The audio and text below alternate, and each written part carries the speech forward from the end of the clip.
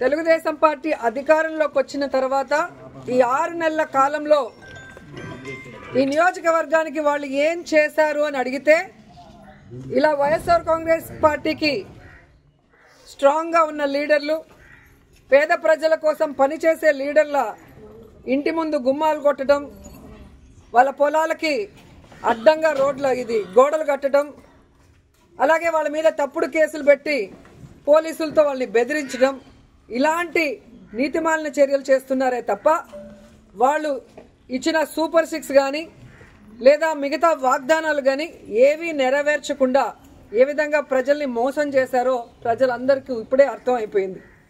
కానీ దురదృష్టం ఏంటంటే ఈ పంచాయతీలో తాగే నీళ్ల దగ్గర నుంచి ప్రజలకి అన్ని అందుబాటులోకి తీసుకొచ్చే సచివాలయం, ఆర్బీకే సెంటర్ అన్నీ కూడా ఇక్కడ లీడర్లు వాళ్ళ ల్యాండ్ ఇచ్చి కట్టించి ప్రజలకు అన్ని అందుబాటులోకి తీసుకొచ్చారు.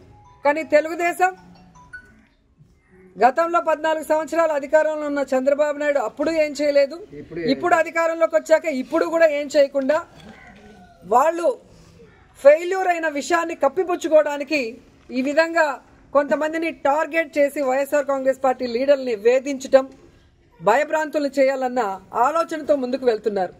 వాళ్ళు అర్థం చేసుకోవాల్సింది ఒక్కటే, మా నాయకుడు జగన్మోహన్ రెడ్డి గారు భయం అనేది ఆయన బ్లడ్లో లేదు. ఆయన వెనక పనిచేస్తున్న మేమందరం కూడా జగనన్న సైనికులుగా ముందుకు వెళ్తున్నాం. ఎవరికి భయపడే పరిస్థితి లేదు.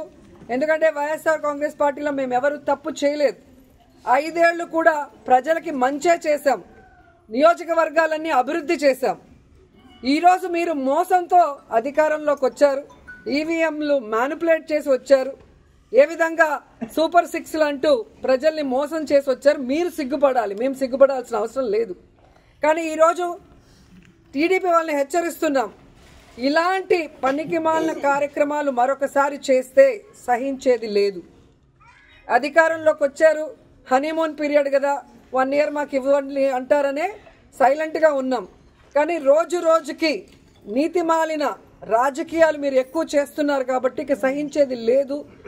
మేము మా వాళ్ళకి ఎవరికి ప్రాబ్లం చేసినా కూడా ఒక యూనిటీగా మిమ్మల్ని ఎదుర్కొంటామని కూడా ఈ సందర్భంగా తెలియజేసుకుంటున్నాం.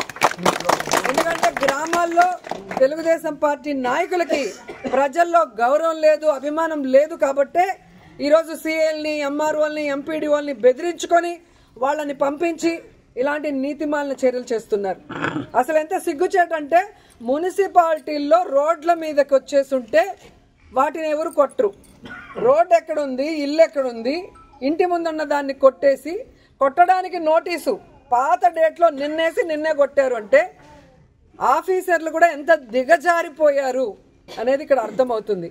సో ఆఫీసర్లను కూడా హెచ్చరిస్తున్నా, ఇదే విధంగా కనుక మీరు తెలుగుదేశం పార్టీ చెప్పింది ప్రెషర్ అని చెప్పి పనికి మాలిన పనులు చేస్తే మీ మీద హరాస్మెంట్ కేసులు, ప్రైవేట్ కేసులు వేస్తాము. ప్రతి ఒక్కటి మా దగ్గర మీ మాట్లాడింది, మీరు ఇక్కడికి వచ్చి మీరు బిహేవ్ చేసింది, మీరు ఆ నోటీస్ అతికిచ్చిన డేటు, టైము అన్నీ కూడా మా దగ్గర ఉన్నాయి. సో ఈ ఊర్లో ఎవరికి ఏం ఇబ్బంది లేకుండా ఒక్క లీలారాం గణపతి శెట్టి ఇంటినే ఎందుకు కొట్టారో కోర్టులో మీరు చెప్పాల్సిన బాధ్యత ఉంది. అలాగే ఏ ఊర్లో అయితే మీరు ఇలాంటి రూల్స్కి విరుద్ధంగా చేస్తున్నారో వాటి అన్నిటికీ కూడా సమాధానం చెప్పే విధంగా మిమ్మల్ని కోర్టులో నిలబెడతామని కూడా ఎంఆర్ఓకి, ఎంపీడీఓకి, పోలీసు వ్యవస్థకి కూడా హెచ్చరిస్తున్నాం. సో ఎవరు భయపడాల్సిన అవసరం లేదు. వైఎస్ఆర్ కాంగ్రెస్ పార్టీ లీడర్స్కి, కార్యకర్తలకి జగనన్న, మన జిల్లా అధ్యక్షుడు కరుణాకర్ రెడ్డి గారు, నియోజకవర్గం నుంచి నేను ఎప్పుడూ అందుబాటులో ఉంటాం. మీకోసం ఫైట్ చేయడానికి, ఎవరితో అయినా ఫైట్ చేయడానికి, ఎంత దూరం ఫైట్ చేయడానికన్నా కూడా మేము రెడీగా ఉన్నాం.